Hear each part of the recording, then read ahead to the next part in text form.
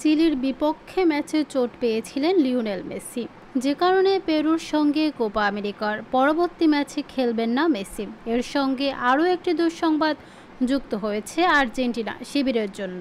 আগামীকাল রোববার 30 জুন পেরুর সঙ্গে ম্যাচে ডাগ আউটে দৌড়াতে পারবেন না আর্জেন্টিনার কোচ লিওনেল স্কালোনি। নিষিদ্ধ করা হয়েছে তাকে, পাশাপাশি 15,000 মার্কিন ডলার জরিমানা করা হয়েছে, এমনটাই জানা গেছে ক্রীড়াভিত্তিক সংবাদ মাধ্যম ESPN এর প্রতিবেদনে। যুক্তরাষ্ট্রের মায়ামি হার্ড রক স্টেডিয়ামে বাংলাদেশ সময় সকাল 6টায় শুরু হবে ম্যাচটি।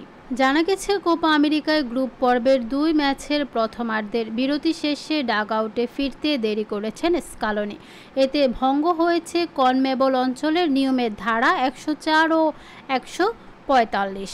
ফলে এক ম্যাচ নিষেধাজ্ঞা ও জরিমানা করা হয়েছে আলবিসেলেস্তে কোচ স্কালোনিকে।